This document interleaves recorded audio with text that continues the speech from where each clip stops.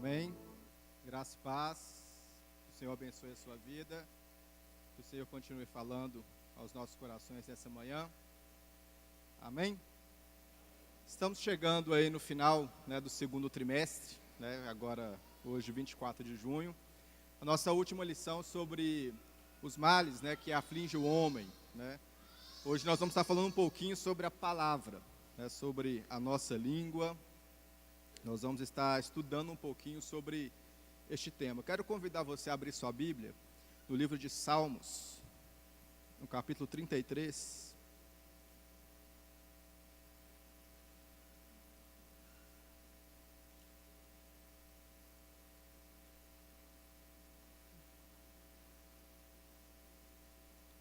Salmos, no capítulo 33, no versículo 6.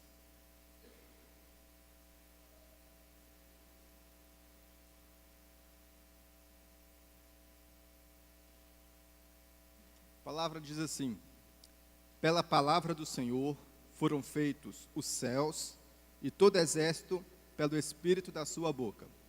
Ele ajunta as águas do mar como no monte, põe os abismos em depósitos. Tema toda a terra ao Senhor, tema-no todos os moradores do mundo, porque falou e foi feito, mandou e logo apareceu.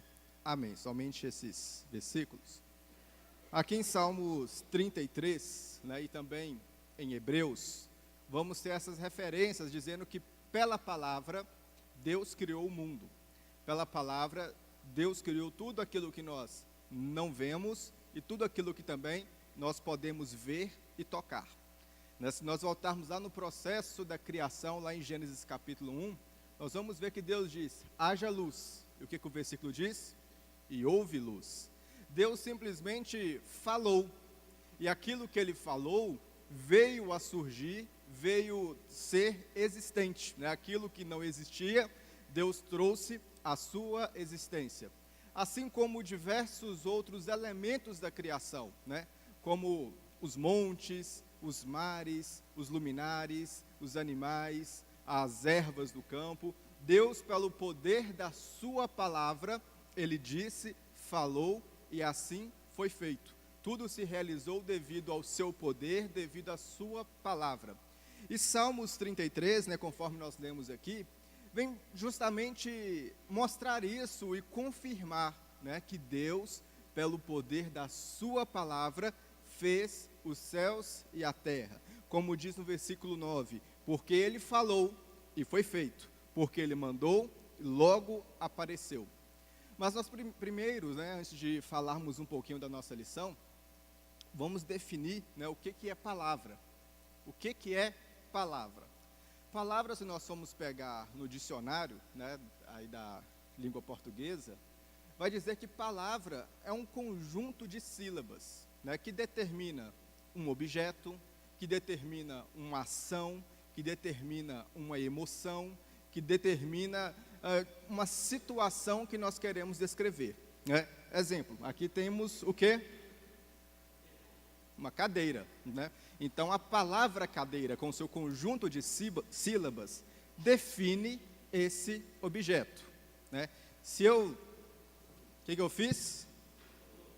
Pulei, Pular definiu a ação que eu fiz aqui agora. Então, palavra é um conjunto de sílabas, que define um objeto, uma ação, um sentimento, define aquilo que você está vivendo, define uma situação. É isso que é palavra, E assim foi Deus, Deus, ao fazer todo o processo da criação, pela sua existência, usou os conjuntos, de sílabas, conjuntos de palavras, um poder saindo da sua própria boca, do seu próprio pensamento, criou tudo aquilo que nós podemos ver, tudo aquilo que nós não podemos ver, tudo aquilo que nós podemos tocar e não podemos também tocar. Tudo que existe neste mundo foi criado pelo poder e pela palavra de Deus. Se nós também trouxermos isso para os nossos meios, para a nossa realidade, é claro que nós não somos poderosos, como Deus. Aquilo que você fala, talvez não venha existir, naquele exato momento ou naquela mesma situação.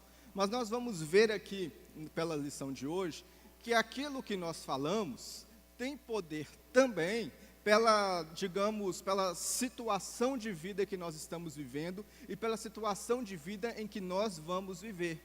Talvez a sua palavra, né, não seja tão poderosa como a de Deus, na qual você pode dizer que haja luz e venha existir luz. Mas certamente aquilo que você fala vai definir o seu estado de vida e pode até mesmo interferir na sua situação de vida futura, né? A palavra do homem, conforme vamos entender aqui pelo estudo da lição dessa manhã, ela tem poder justamente de definir o estado de vida em que o homem ele está vivendo. A sua palavra, ela pode justamente, determinar, né, se podemos dizer assim, o tempo, né, do seu deserto. A sua palavra, né, aquilo que você diz, pode justamente dizer o tempo em que você está vivendo em uma determinada situação. Nós vamos pegar mais à frente o exemplo do povo de Israel e que vamos entender um pouquinho mais sobre isso, né? E quando nós falamos em fala e palavra, certamente você, em algum momento da sua vida, falou algo e se arrependeu depois. Falou algo e realmente depois pensou, não é isso que eu queria falar, não é isso que eu queria dizer, não era isso que eu queria expressar, não era assim bem que você entendeu, não foi desse jeito que eu falei.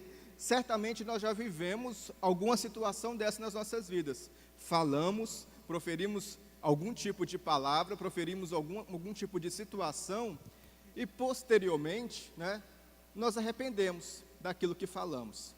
Talvez falamos em um momento de raiva, né, e proferimos palavras que não eram para ser proferidas, ou até mesmo por questões, digamos, de desconhecimento de uma determinada situação, falamos também determinadas palavras e posteriormente também nos arrependemos de ter falado aquilo que foi falado no passado. Então, palavras, né, são situações que saem da nossa boca e não voltam atrás, né? Nós vamos ver que a Bíblia traz diversos versículos, né, falando justamente sobre a língua, sobre as palavras, sobre aquilo que nós falamos, né? Aquilo que é falado não volta atrás, né? Talvez podemos tentar consertar um pouquinho, mas não volta, né? Que já foi, já passou, já saiu, agora já era, não volta mais, né? Então, certamente, em algum momento das nossas vidas, falamos algo e nos arrependemos. Existe uma carta, né, a carta de Tiago, que vai falar muito sobre a questão da língua e sobre a palavra. Tiago, no capítulo 3, vamos abrir lá.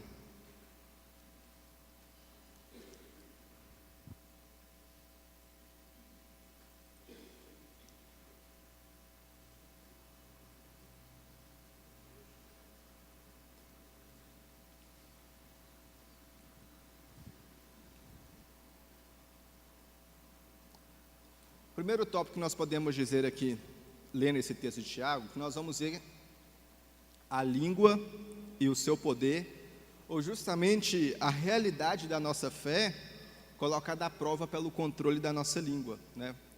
Diz assim, Tiago capítulo 3, versículo 1, meus irmãos, muitos de vós não sejam mestres, sabendo que recebemos mais duro juízo, porque todos tropeçamos em muitas coisas. Se alguém não tropeça em palavra, o tal é perfeito e poderoso para também refrear todo o corpo. Ora, nós pomos freio nas bocas dos cavalos para que nos obedeçam e conseguimos dirigir todo o seu corpo. Vede também as naus que, sendo tão grandes e levadas de impetuosos ventos, se viram com um bem pequeno leme para onde quer a vontade daquele que as governa. Assim também a língua é um pequeno membro e gloria-se de grandes coisas. Vede quão grande bosque um pequeno fogo incendeia? A língua também é um fogo. Como mundo de iniquidade, a língua está posta entre os nossos membros e contamina todo o corpo e inflama o curso da natureza e é inflamada pelo inferno. Porque toda a natureza, tanto de bestas, feras, como de aves, tanto de répteis como de animais do mar, se amansa e foi dominada pela natureza humana. Mas nenhum homem pode domar a língua. É um mal que não pode se refrear. Está cheia de peçonha mortal. Com ela bendizemos a Deus e Pai, e com ela amaldiçoamos os homens, feitos à semelhança de Deus. De uma mesma boca procede bênção e maldição. Meus irmãos, não convém que isso faça assim. Porventura, deita alguma fonte de um mesmo manancial água doce e amargosa? Ainda continua. Meus irmãos, pode também a figueira produzir azeitona ou videira figos? Assim tampouco pode uma fonte dar água salgada e doce. Que dentre vós é sábio e entendido, mostre pelo seu bom trato as suas obras em mansidão de sabedoria. Mas se tendes amarga inveja e sentimento faccioso em vosso coração, não vos glorieis, nem mintais contra a verdade. Bom, conforme esse texto que nós lemos aqui em Tiago, que fala sobre o poder da língua sobre as nossas vidas, nós podemos tirar algumas lições, né? Conforme diz no versículo 2, porque todos tropeçamos em muitas coisas. Se alguém não tropeça em palavra, o tal é perfeito e poderoso também para refrear todo o corpo. Nessa situação de perfeição que aqui está tratando o Tiago, nós troquemos aqui pela palavra amadurecimento, né? Aquele que consegue controlar a sua língua, este é maduro que é espiritualmente falando, né? Ou seja, há aí um ponto, né, de oposição entre língua e amadurecimento espiritual. Aquele que de fato controla a sua língua, consegue dominar a sua língua, este pode ser referido, né, talvez uma pessoa madura espiritualmente, né? Este pode entender que aquele que vai conseguindo dominar a sua língua dia após dia, está em processo de crescimento espiritual, está em processo de amadurecimento espiritual. Há justamente esse contraponto, né, entre o amadurecimento espiritual e o domínio da língua. Porque certamente existem tais hábitos, tais situações das nossas vidas, que demonstram justamente a obra carnal, né? Se nós olharmos justamente lá em Gálatas, no capítulo 5, falando sobre as obras carnais, vamos ver que todos nós estamos inseridos em uma daquelas obras, talvez mais de uma delas, né? E existe também justamente alguns pecados que são provocados devido à língua, devido ao poder da palavra mal utilizada em um determinado meio. A exemplo, a contenda, a exemplo, as dissensões, a exemplo também, algo muito comum nos nossos meios, né, a fofoca, né, que são tipos de pecados e divisões que ocorrem dentro de igrejas, e inimizades entre irmãos, que o surgimento dessas situações são provocadas justamente pelo quê? Pela língua, pela palavra que foi mal empregada, pela palavra que foi mal utilizada, né? Se aqui, né, no nosso meio, nosso corpo, que nós estamos reunidos, se todos aqui começarem a falar inverdades, né, sobre cada irmão, do irmão que está do seu lado, se você começar a falar inverdades sobre ele, né, certamente isso não subsiste. Começa um a brigar com o outro, começa um a questionar o outro, começa então a igreja a se dividir, começa os irmãos então a entrar em contenda, e isso não se sustenta. E a origem de tudo isso foi o quê?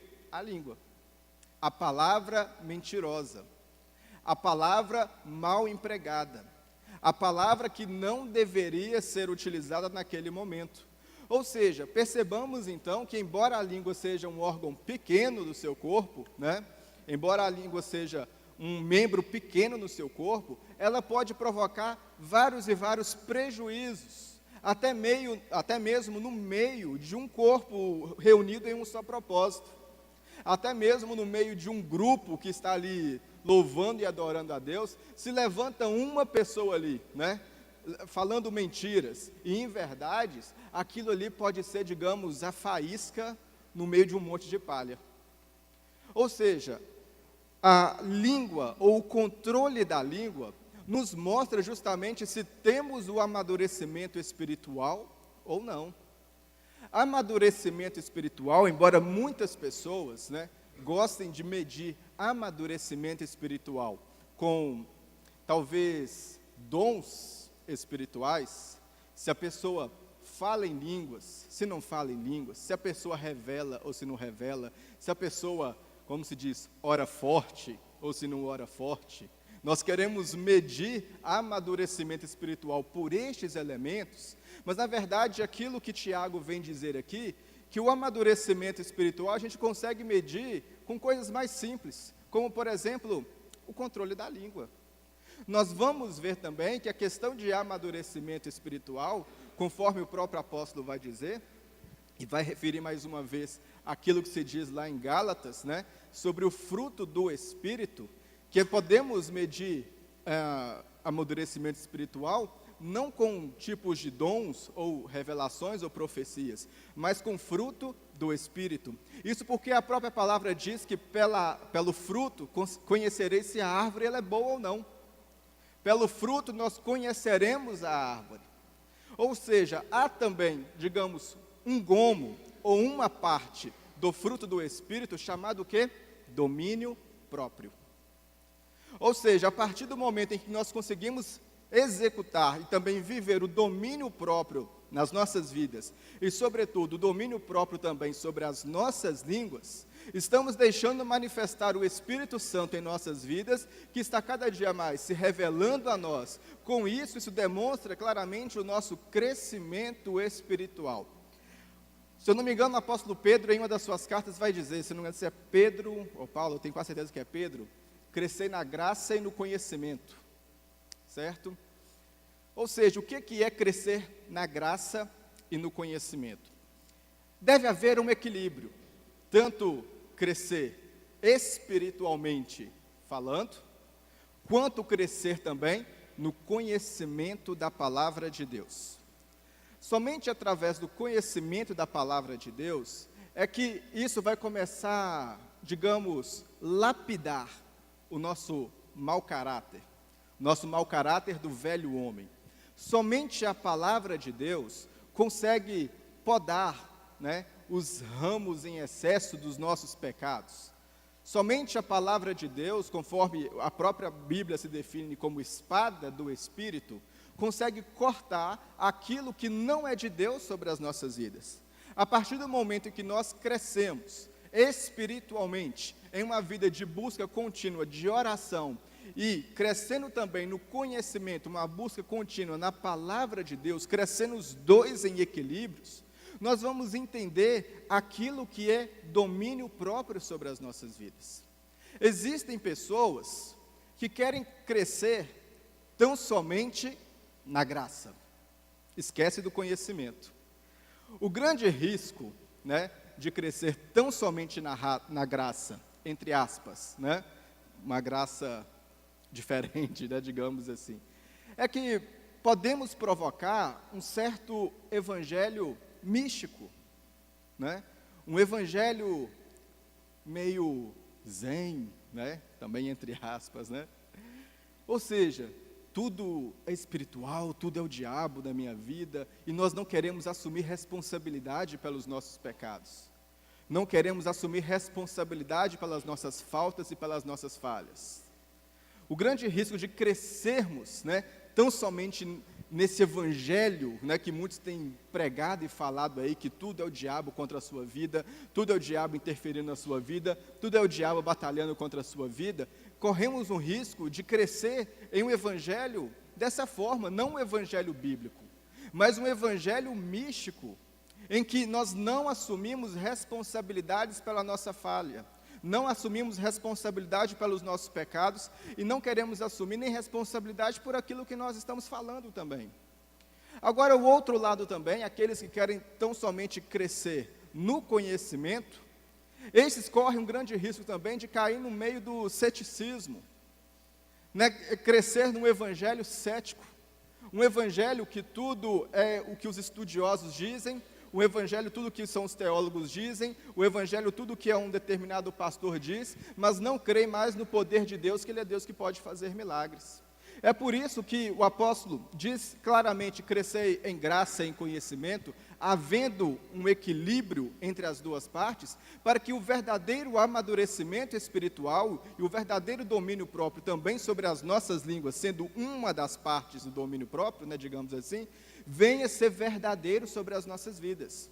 Que este crescimento espiritual seja equilibrado. Que este crescimento espiritual ocorra tanto em uma busca sincera e verdadeira a Deus em oração, quanto também uma busca verdadeira e sincera a Deus na palavra, porque é a palavra que vai, de fato, cortar tudo aquilo que não é de Deus sobre as nossas vidas. Continuando ainda, no versículo 6 desse mesmo livro de Tiago, diz que a língua é como um fogo. A língua pode ser perigosa. A língua, ela pode ser muito perigosa. Imagine, né, quando o período de seca, uma pessoa desavisada, né, passa muito aí pessoa fumante, ela está lá fumando o seu cigarro e joga no meio da floresta seca. Aquele foguinho que está ali do cigarro que ela estava fumando, o que acontece quando vemos aí diretamente os bombeiros falando? Põe fogo na floresta toda, né, queima tudo. Além de estar praticando o pecado do vício, né, está cometendo crime ambiental, né, 2 vezes. Mas percebamos bem que a língua seja semelhante a uma faísca, a uma fagulha de fogo, em meio a uma plantação seca. Justamente a palavra mal proferida, a palavra que não foi, de fato, falada da maneira correta, ela pode incendiar, pode até mesmo matar uma vida. Eu vejo que em alguns momentos, nós vamos até falar aqui mais à frente, que tem hora que a melhor palavra é o silêncio. Não é nem a palavra dita, é o silêncio. Existem pessoas, né, que eu até estive comentando com os alunos aqui da teologia. Existem pessoas que em determinado momento, né, como por exemplo o momento de luto de algumas pessoas, na tentativa, né, de querer trazer um determinado consolo, acaba trazendo revolta na vida da pessoa. Eu, por exemplo, eu tive um professor assim, professor de faculdade, que ele era revoltado com Deus, né? O filho dele se acidentou e veio a falecer. Depois começou a chegar um tanto de gente para ele, né? Ele não era cristão, não era crente, né? Começou a chegar um tanto de gente para ele falando que Deus tinha um propósito na morte, né, do filho dele. Olha, não sei se Deus tinha, se Deus não tinha, mas devemos entender uma coisa, que no momento do luto, acho que a melhor coisa que a gente pode fazer é meus pêsames, né? Falar justamente com o ímpio que Deus tem um propósito na vida da morte do filho dele, o ímpio não vai entender. O ímpio não entende tais situações.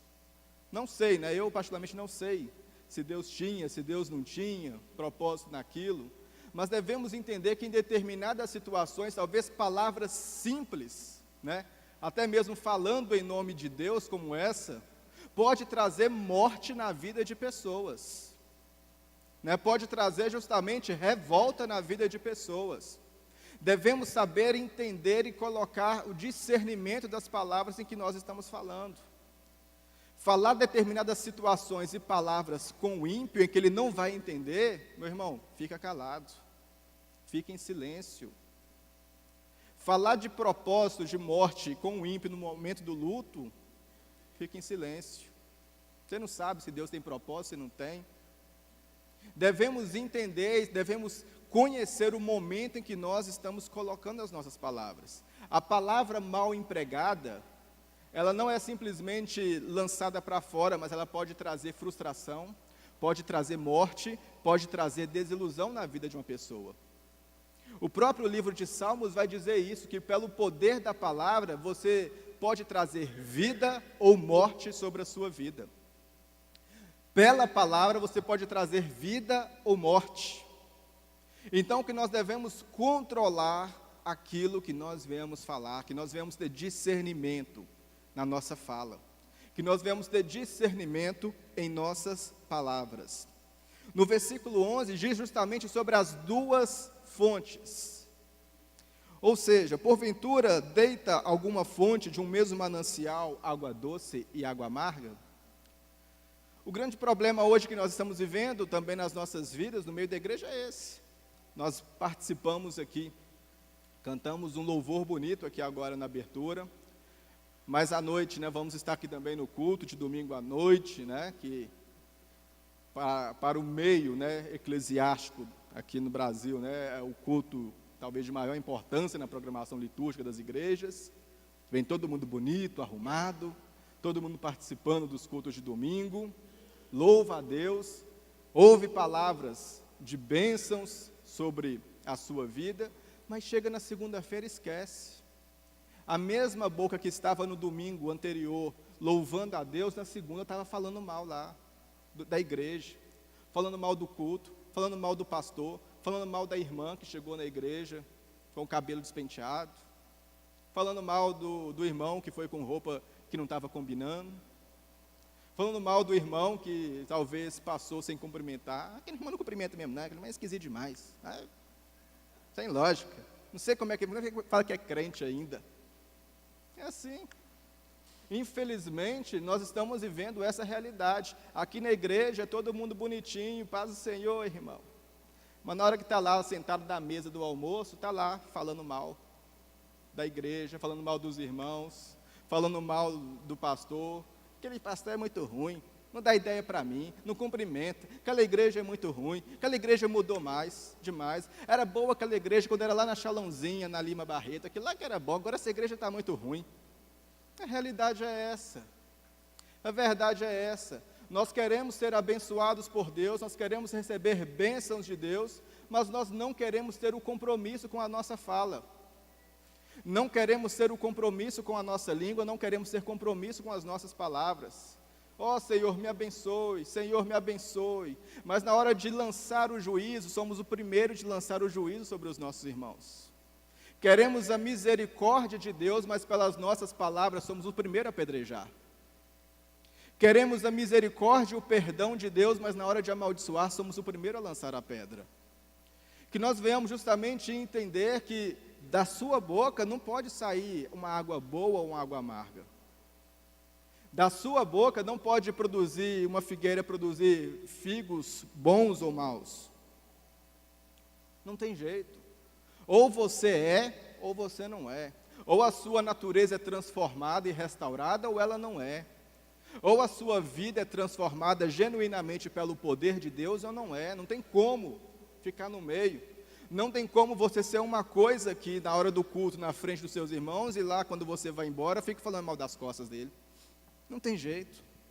Infelizmente, nós vivemos em uma igreja dessa forma. Quando eu falo igreja, falando no Brasil, né, nível de mundo, né, nós vivemos numa situação desse jeito. Aqui, paz do Senhor, irmão, você está tão bonito hoje, que beleza, olha, está tão bonito, veio com a roupa bonita, na hora que vai embora, nossa, você viu a roupa daquela irmã? Que coisa horrorosa, nossa, eu tinha vergonha de usar uma roupa daquela. É desse jeito que a gente faz.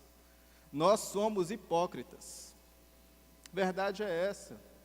Nós somos falsos, nós não somos sinceros com os nossos irmãos, somos uma coisa na frente, mas por trás somos outra, e que nós venhamos justamente corrigir tais atitudes e tais posturas nas nossas vidas.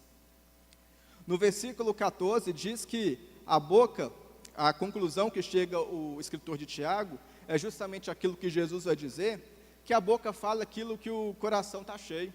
Vamos abrir as nossas Bíblias lá no Evangelho de Mateus, no capítulo 15.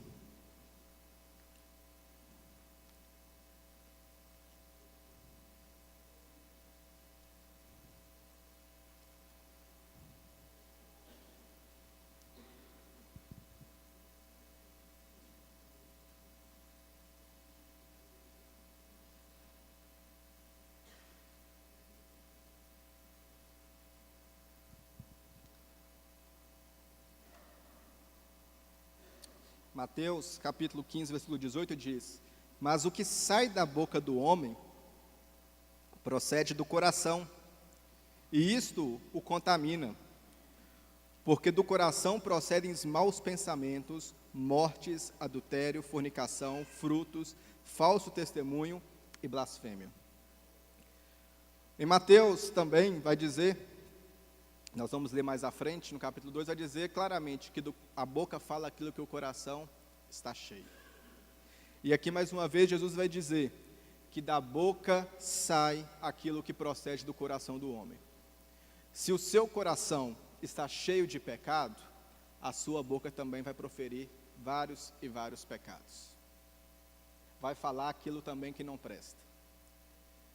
Se o seu coração não tem presença de Deus, aquilo que você vai falar também não tem a presença de Deus. A realidade é essa. Se nós estamos falando, murmurando, não vamos falar os riscos da murmuração aqui, se nós estamos falando mal dos nossos irmãos pelas costas, se nós estamos murmurando muito daquilo que nós estamos vivendo nas nossas vidas, uma afirmação nós podemos dizer, talvez o nosso coração não está cheio de Deus. Se nós estamos murmurando, questionando, falando mal dos nossos irmãos, falando mal daquilo que nós estamos vivendo, certamente o nosso coração não está cheio de Deus. Porque no dia que o nosso coração estiver cheio de Deus, nós não vamos murmurar por aquilo que nós estivermos vivendo. No dia que o nosso coração estiver cheio do poder de Deus, nós não vamos questionar ou reclamar ou talvez falar mal de um irmão que está do nosso lado. Mas pelo contrário, nós vamos orar por ele. Se ele precisa de ajuda, se ele precisa de apoio, eu não vou falar mal dele, mas eu vou orar por ele. Eu vou abençoar a vida dele. Eu vou ajudar ele. Eu quero apoiar ele, porque somente vamos falar aquilo que estiver dentro dos nossos corações. Isso é fato. Se o seu coração, ou se a sua boca está falando coisas que não provêm da parte de Deus, meu irmão, uma coisa está muito errada na sua vida. O seu coração não está cheio de Deus. Talvez está cheio de si, cheio da carne, cheio de carnalidade, cheio de pecado. É momento de você voltar para trás e ver onde você tem falhado. Isso é fato, a Bíblia diz isso. É uma matemática simples. A sua boca vai falar aquilo que tem dentro do seu coração. Nós vamos ver agora alguns exemplos de pessoas que se deram mal, porque falaram demais. Vamos abrir as nossas Bíblias lá no livro de 2 Reis.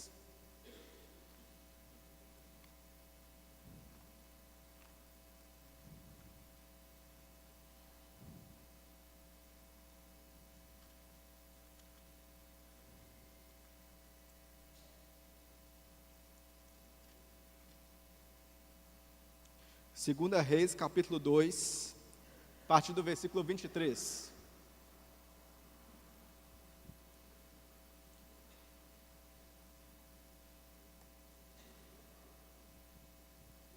Bem, antes de passarmos para esse ponto, alguém tem alguma dúvida, pergunta ou comentário para fazer?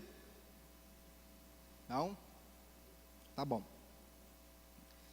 2 Reis 2, 23, a palavra diz assim: Então subiu dali a Betel, e subindo ele do caminho, uns meninos saíram da cidade, e zombavam dele, e diziam-lhe: sobe calvo, sobe calvo. E virando-se para trás, os viu, e os amaldiçoou no nome do Senhor. Então duas ursas saíram do bosque, e despedaçaram 42 daqueles meninos. E dali foi para o Monte Carmelo, de onde voltou para Samaria. Bom, para a gente entender aqui um pouquinho, por que dessa situação trágica para esses meninos aqui. A zombaria de sobe calvo não era tão somente da aparência física de Eliseu, estava zombando dele pelo fato dele ser calvo. Mas a zombaria que estava acontecendo aqui era justamente pelo questionamento do seu ministério. Quando diz sobe, estava justamente fazendo uma referência daquilo que aconteceu com Elias. Elias subiu numa carruagem de fogo. Aqueles jovens estavam questionando justamente o ministério de Elias, falando que de Eliseu, da mesma forma que Elias subiu também numa carruagem de fogo, Eliseu também deveria subir, porque se ele não subisse, ele não era profeta. A zombaria ali não estava na sua aparência física, mas a zombaria estava no questionamento do seu ministério, que ali estava acontecendo. Então é por isso que veio, né, esse juízo trágico aqui sobre aqueles jovens que estavam ali, né, as duas ursas que ali foram, conforme diz o texto, e despedaçaram aqueles jovens, né. Bom, primeira coisa que nós podemos dizer aqui é sobre a idade destes meninos. A palavra utilizada aqui, meninos, é justamente a mesma utilizada para José, lá em Gênesis. José, lá em Gênesis, conforme diz o texto, tinha 16 anos aproximadamente, né? Ou seja, provavelmente a mesma faixa etária que esses meninos que aqui estavam. A primeira lição que nós podemos tirar aqui é que por muitas vezes nós estamos em uma posição diante de Deus que queremos questionar ou talvez entender que Deus tem uma misericórdia a mais com nossas vidas, né? Deus tem uma misericórdia a mais comigo, porque eu tenho só 16 anos. Não foi bem assim com esses meninos. Eu tenho uma misericórdia a mais com Deus, porque no passado eu fiz isso, isso e aquilo. Eu tenho uma misericórdia a mais com Deus, porque no passado, né, eu fui usado por Deus para fazer isso.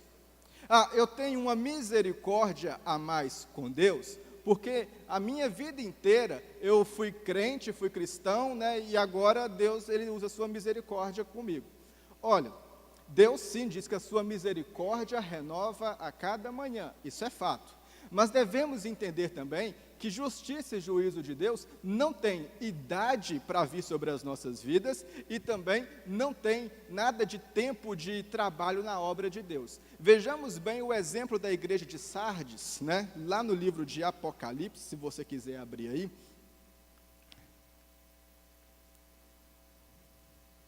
Livro de Apocalipse, no capítulo 3, versículo 1.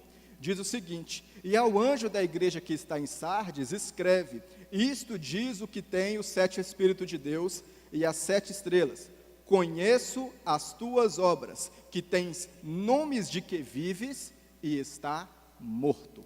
Sabe qual que era o problema da igreja de Sardes? Que no passado era uma igreja atuante. No passado era uma igreja ativa. Era uma igreja que trabalhava, era uma igreja que evangelizava, era uma igreja que fazia tudo o que era exemplar no Evangelho.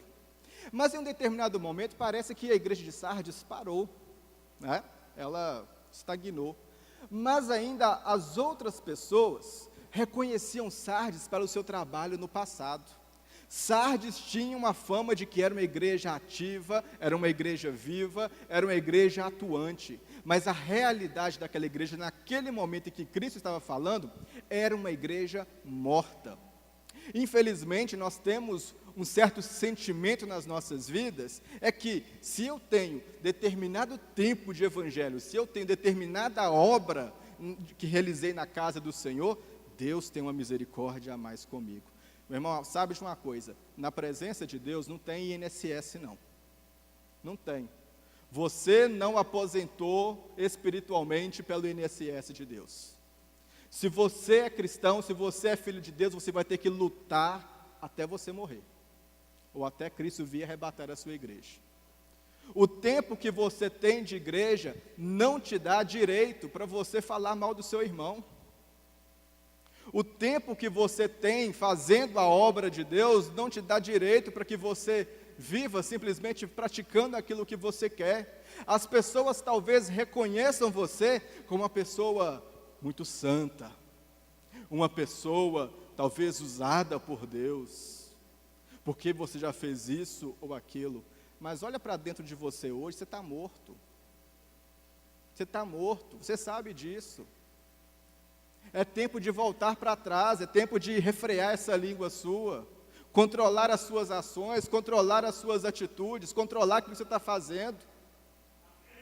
Não pensa porque lá no passado eu fiz isso, isso e aquilo, e agora eu tenho o nome de santo. Não, porque não? Deus está olhando dentro do seu coração.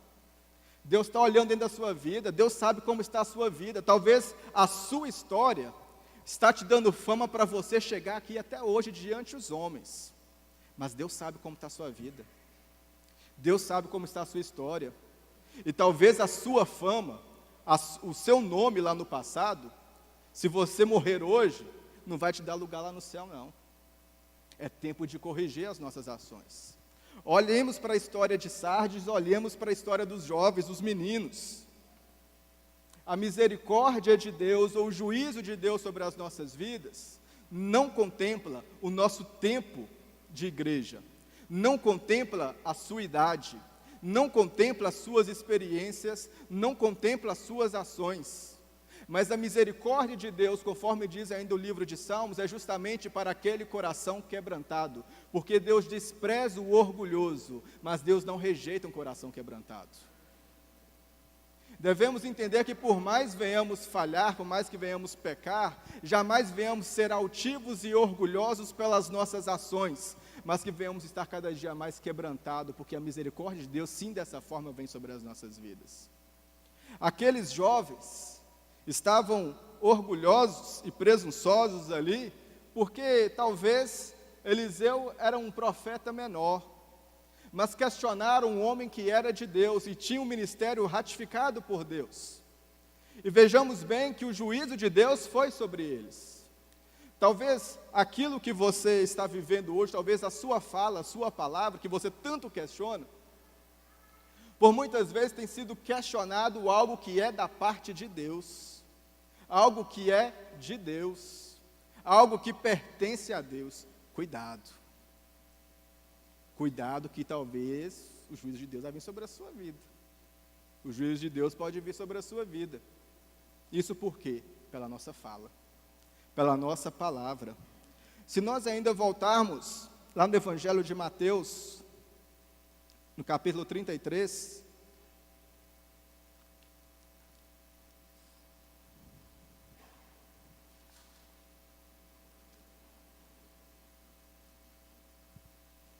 Mateus capítulo 12, versículo 33.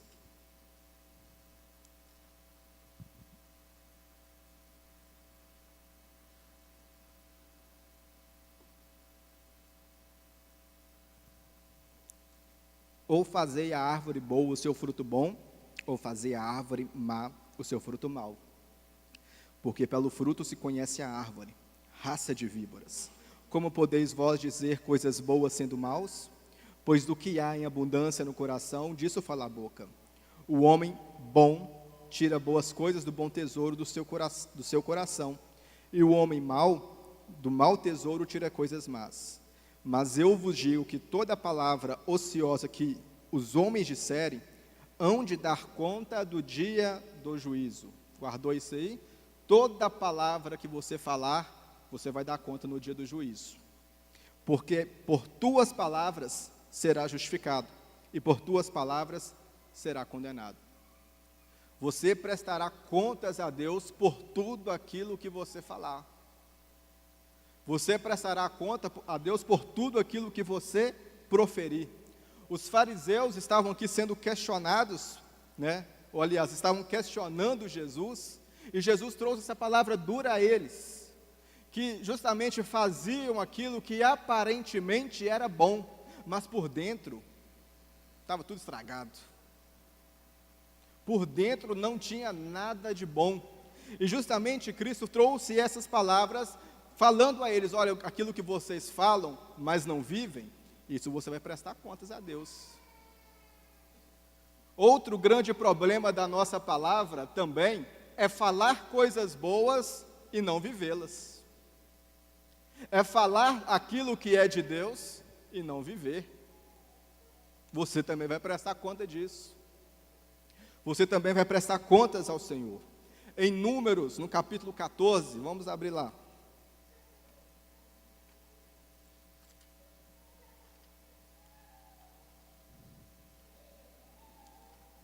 No versículo 26.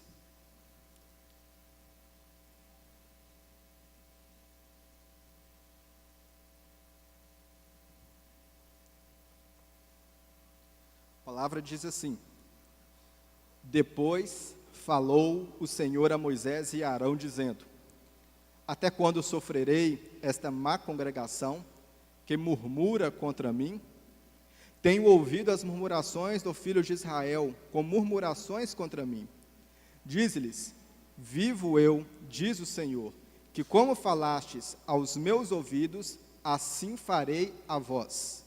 Neste deserto cairão os vossos cadáveres, como também todos os que vós falam, contando segundo toda a vossa conta, 20 anos para cima, os que dentre vós contra mim murmurastes.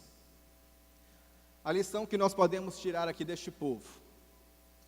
Entenda o seguinte, quando Deus tirou, Israel do Egito para levar para Canaã, para levar para a terra prometida, o deserto fazia parte da disciplina de Deus para aquele povo. Aquele povo precisava passar pelo deserto. Era necessário passar pelo deserto. Nós vamos ver que no deserto, Deus manifestou glória, poder e milagres naquele povo. Isto porque Jacó, José, Isaac, Abraão ouviram e viram Deus falar claramente com eles. Mas aquele povo não. Aquele povo ainda não tinha tido uma experiência, digamos, real com Deus, pessoalmente com Deus. Viviam aquilo que ouviram falar dos seus pais no passado. Moisés foi o primeiro a ter uma experiência com Deus no meio do deserto ao ver a sarça ardente. E da mesma forma em que Deus estava querendo manifestar ali a sua glória e a experiência que tinha ali com Moisés, também queria revelar isso para o povo. E qual seria a forma de disciplinar o povo e mostrar quão poderoso era aquele Deus? No deserto. Entenda uma coisa, o deserto faz parte da disciplina na sua vida. O deserto é para disciplinar a sua vida. O deserto é para disciplinar o seu caráter cristão. Assim como foi da mesma forma o povo de Israel lá no deserto. O deserto serve também para que Deus manifeste os milagres dele na sua vida. Para que você conheça mais do poder de Deus e da glória de Deus. Foi necessário Deus tirar o povo do Egito e levá-lo à terra prometida para disciplinar e mostrar o poder e a glória de Deus àquele povo. Da mesma forma também, Deus vai te tirar da zona de conforto da sua vida, te levar pelo deserto para que Ele manifeste na sua vida a glória, o poder e a unção dEle, e que você veja o milagre dEle. Entendeu isso? Que deserto faz parte da sua disciplina, faz parte da sua vida cristã. Agora, há um outro fator, um fator chamado tempo. Deserto faz parte da nossa disciplina cristã, mas o tempo não. O tempo não faz parte.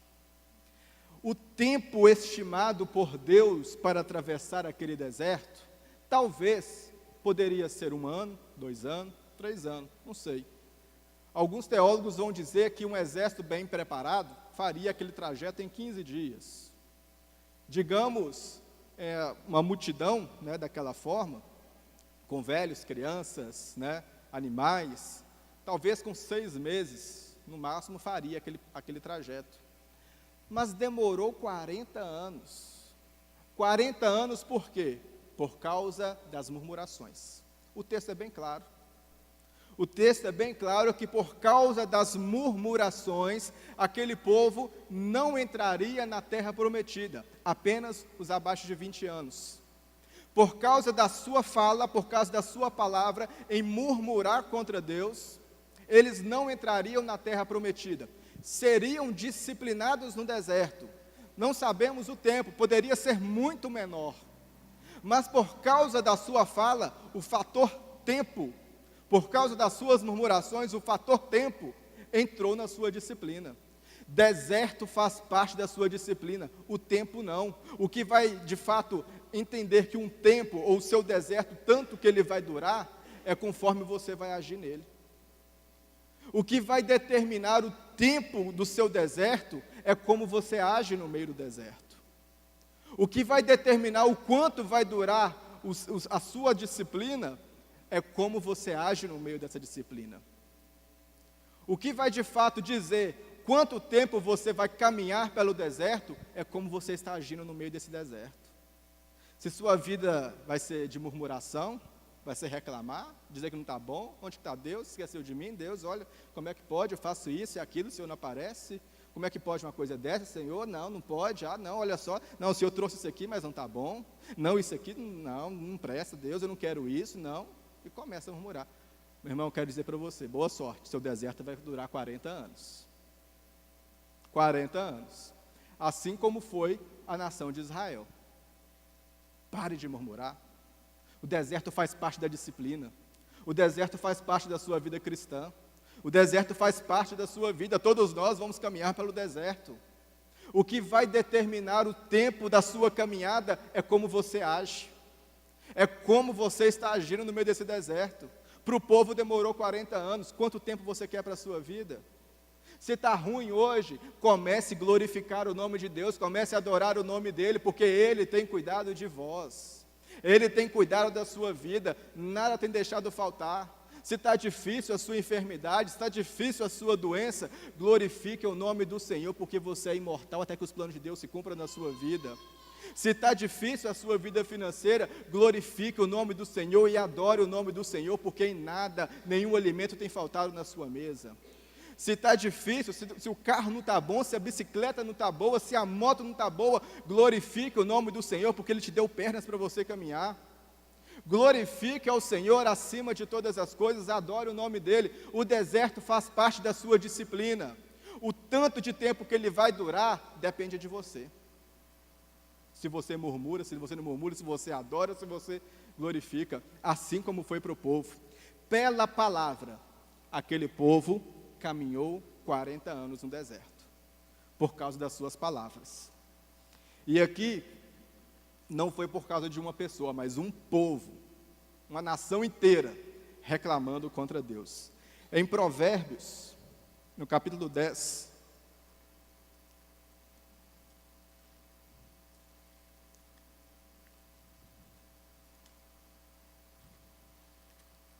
no versículo 19,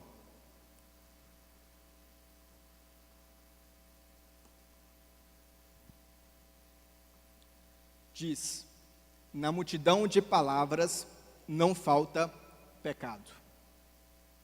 Se você fala demais, se você fala muito, quero dizer para você, não vai faltar pecado.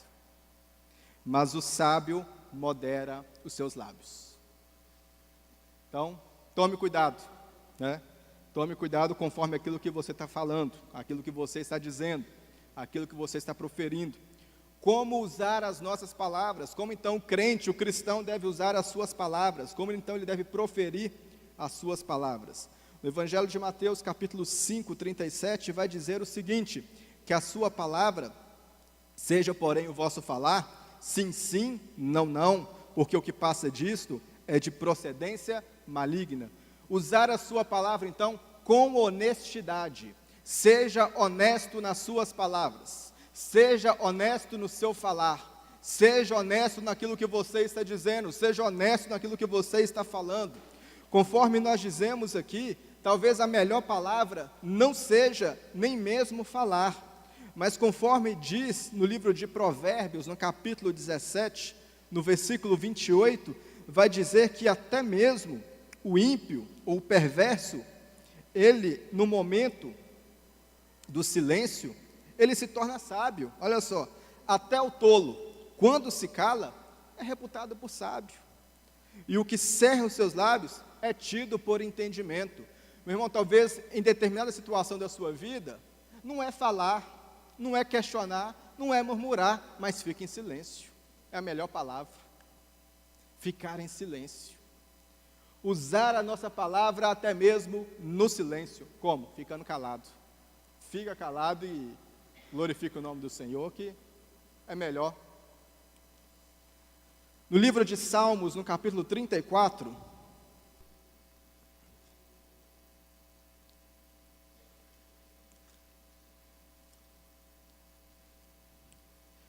Salmos 34, no versículo 12,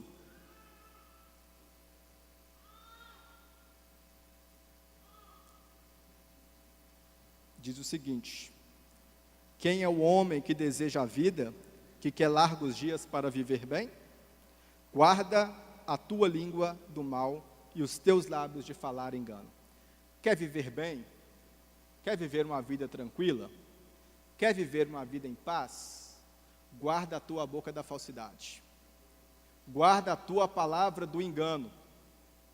Guarda a tua palavra de toda mentira, que você vai viver em paz. Você vai viver bem. Você vai viver tranquilo. Converta de fato as suas palavras, palavras talvez mentirosas e falsas, em palavras de bênçãos, em palavras de adoração, em palavras de louvor, conforme ainda o próprio livro de Salmos, no capítulo 35, logo à frente aí no versículo 28, vai dizer o seguinte: e assim minha língua falará da tua justiça e do teu louvor todo o dia. Usar a nossa palavra, usar a nossa língua para louvar o Senhor. Quando? Só no domingo à noite? Não, todo dia. Todo dia adore ao Senhor. Vão ter outra referência que vai dizer o dia todo, né? Ou seja, as 24 horas do dia, adore ao Senhor. Que a sua palavra venha proferir a grandeza de Deus na sua vida. Que a sua palavra venha de fato exaltar quão grande é o Deus na sua vida. Devemos entender que o propósito da palavra na vida do crente não é mesmo do ímpio. O propósito da palavra na vida do ímpio talvez seja exaltar a ele mesmo, blasfemar contra Deus, conforme nós temos visto muitas pessoas, proferir de fato mau testemunho, justamente exaltar a carnalidade e o pecado. Este é o propósito da palavra na vida do ímpio.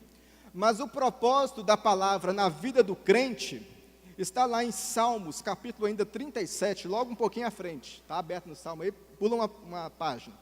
No capítulo 37, no versículo 30, vai dizer o seguinte: a boca do justo fala a sabedoria, a sua língua fala do juízo.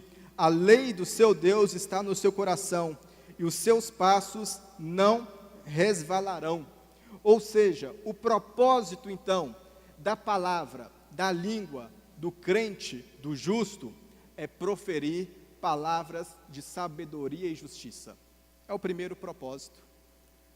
O propósito da palavra que sai da sua boca deve ser proferir sabedoria, proferir justiça. É esse o primeiro propósito.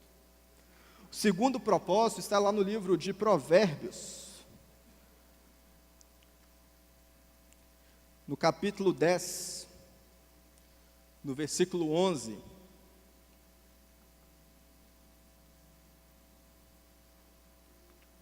A boca do justo é fonte de vida, mas a violência cobre a boca dos perversos.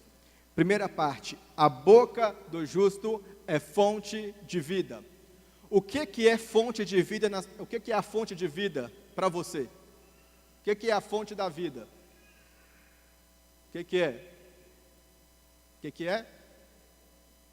Fala mais alto, gente. O que é a fonte da vida?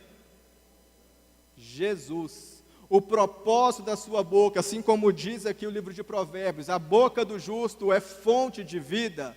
Quero dizer para você que a sua boca também deve proferir a fonte da vida, o próprio Cristo, o Cristo anunciado, o Cristo vivo, o Cristo revelado, deve ser pregado e anunciado pela sua palavra. Por aquilo que você fala, o Cristo ressurreto deve ser anunciado. Nós temos visto pessoas aí sabendo de tudo, né? Fazendo comentários da novela, fazendo comentários da Copa, fazendo comentários daquilo que está acontecendo, de política, faz comentários de tudo, só não faz comentário de Jesus. Tem crente que tem opinião para tudo, mas não tem opinião para Jesus. A sua boca, o propósito dela também é anunciar Jesus, anunciar o Cristo vivo, o Cristo verdadeiro, porque da boca do justo sai o quê? Fonte de vida. Se o Cristo vivo e ressurreto, ele é a fonte da sua vida, e ele está dentro do seu coração, da sua boca também, deve manifestar esse Cristo vivo e verdadeiro. O terceiro propósito também está lá ainda no livro de Provérbios. Passa mais uma folhinha, capítulo 12, versículo 18. Há alguns que falam como espada, penetrante, ou seja, tem uns que vêm o que? Para ferir. Tem gente que vai anunciar palavra para ferir, palavra para machucar. Mas a língua do sábio é saúde, ou a língua do sábio é cura. Ou seja, a língua daquele que é justificado pelo poder do sangue de Jesus, pelo poder regenerador do Espírito Santo, a palavra deste não é para ferir, não é para agredir, não é para machucar, mas aquilo que ele vai falar, o propósito da sua fala é para curar. Curar aqueles que estão feridos, curar aquele que está ferido de alma, curar aquele que está machucado. Como você tem usado a sua palavra? Como você tem usado a sua língua? E por último, Romanos capítulo 10.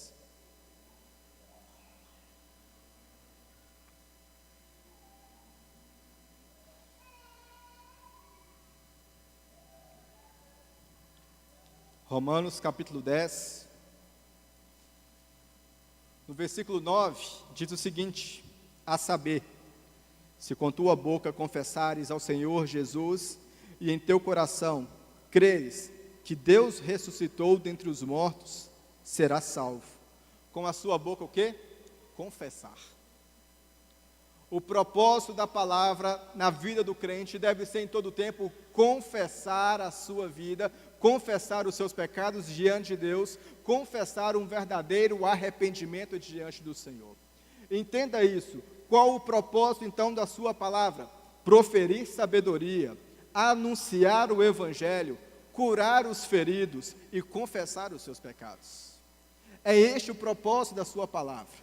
Se você tem feito algo diferente disso, meu irmão, tome cuidado. Alguma coisa muito errada está na sua vida e você precisa de um conserto com Deus. Você precisa de um conserto com o Senhor. Que essa palavra, conforme ainda diz Tiago, no capítulo 1, não venha tão somente ser escutada, mas venha ser praticada todos os dias das nossas vidas. Que venhamos controlar as nossas línguas, que venhamos controlar as nossas palavras, para que o nome do Senhor seja anunciado nas nossas vidas, para que o nome do Senhor seja glorificado nas nossas vidas. Amém? Amém. Que Deus abençoe a sua vida. Como eu disse, estamos finalizando então essa sequência de lição. No próximo trimestre, agora início no dia 8 de julho, nós vamos estar trabalhando com essa lição, mordomia cristã. Né? Nós vamos estar falando um pouquinho aqui de vários pontos também da nossa vida cristã, ou do nosso, digamos, cuidado, né, cristão, das nossas vidas cristãs. Dízimo, corpo, primícias, dons, tempo, família, finanças, fidelidade, vocação, dinheiro, responsabilidade, bens e pensamento cristão. A revista está ali com a Terezinha ali, ela tem um valor de R$5, tá? Nós já vamos iniciar essa lição no dia 8. Então vamos passar este domingo, vamos comemorar aqui o aniversário da igreja no dia 1º de julho. No dia 8, na próxima semana, já iniciamos já com esse material. Então, se você ainda não adquiriu ali com a Terezinha, tem um custo de R$5 essa revista, tá? Para você estar acompanhando e ter também o material da lição do nosso próximo trimestre. Então, procure a Terezinha ali no final, que certamente nós vamos crescer mais e mais na presença do Senhor, dedicando tempo, dedicando os nossos estudos na palavra do Senhor. Amém? Vamos orar finalizando essa lição. Em seguida eu vou passar para o pastor Diego. Vamos orar? Senhor Jesus, Pai amado, Pai querido, eu quero agradecer ao Senhor, Deus, por essa manhã. Ajude-nos, Pai, a controlar, Deus, a nossa língua. Espírito Santo, nos ajude, Pai, a refrear, Deus, toda palavra que não manifeste a Tua glória, que não manifeste o Teu poder nas nossas vidas, Pai. Que venhamos ser, Deus, cada dia mais semelhantes ao Senhor. Que venhamos cada dia mais, Deus, ser mais parecidos com o Senhor, Deus. Que as nossas palavras reflitam a Tua glória. Que as nossas palavras manifestem o Teu poder. Espírito Santo, que venhamos ser, Deus, cada dia mais verdadeiros, Deus, na Tua presença. Verdadeiros na presença do Senhor, Deus. Te adoramos e te bendizemos, no nome de Jesus. Amém, Senhor. Amém? Deus abençoe. Valeu, Graça e paz. Gostaria que os irmãos sentassem só por um instante. É rápido. Tem só alguns poucos avisos para dar. No próximo final de semana, nós teremos o aniversário da nossa igreja. Nós vamos fazer 23 anos. Então, aniversário é o momento de celebrar todo mundo junto, né? Que a igreja não é uma pessoa só. A igreja é a comunidade toda juntos. Então, no próximo final de semana, sábado e domingo, nós vamos ter os cultos especiais de aniversário. Então, é uma convocação para toda a igreja participar. Não é para alguns, é para toda a igreja participar. Amém? Pode convidar os outros. Aí, esse aniversário, pode convidar quem você quiser. Não tem limite. Então, você pode chamar todo mundo para vir celebrar com a gente o aniversário de 23 anos. No próximo final de semana, o pastor Fernando estará ministrando. Nós gostaríamos de convocar a igreja inteira para participar do próximo final de semana, do nosso aniversário, sábado e domingo. Com a Terezinha ali tem também, é difícil de enxergar, né?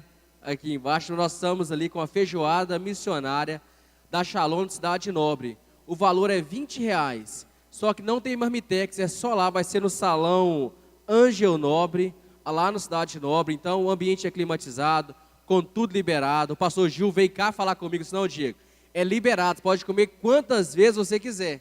Então, R$20, para os mais brutos aí de boia, né, pastor Jairo, os mais fortes aí, R$20 muito bem investidos, é hoje, tá ali ó, com a irmã Terezinha, é só pegar ali e comprar com ela, R$20, então, os irmãos quiserem abençoar lá, é livre, e o propósito da feijoada é abençoar, é construir uma igreja lá no Haiti, então esse dinheiro vai ser todo revestido para a construção de uma igreja lá no Haiti, então a feijoada missionária que acontece hoje, lá no salão Ângel Nobre, a minha mãe que vai lucrar, né? Que hoje eu não vou lá dar despesa para ela e nem para minha sogra. Hoje eu vou lá no salão Ângel Nobre, em nome de Jesus. Gostaria de convidar os irmãos que receberam bênçãos especiais para vir aqui à frente. Gostaria de convidar o pastor Jairo para ministrar, para fazer essa oração. O pastor Jairo está aqui, esse homem de Deus conosco. Então você que recebeu uma bênção especial, bênção de aniversário, foi abençoado, não foi atropelado, que Deus te abençoou de qualquer maneira possível. Eu te convidar, vem aqui à frente que nós vamos orar abençoando a sua vida em nome de Jesus Cristo.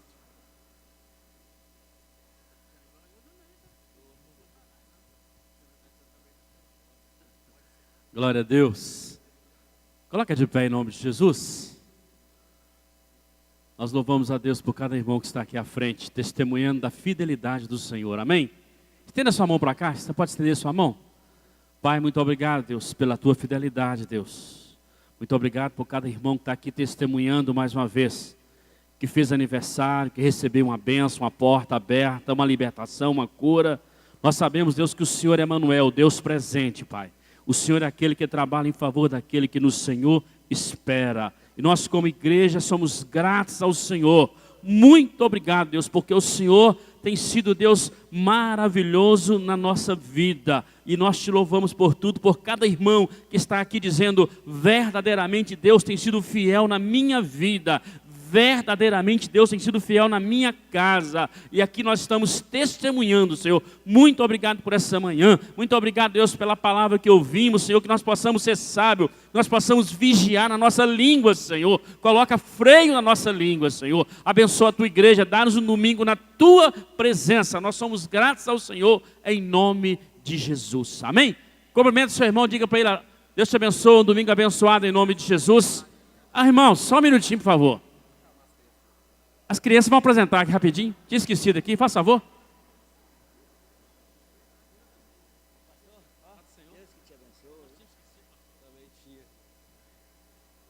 Meus irmãos, só um minuto, as crianças vão apresentar. Pode vir cá bem rápido.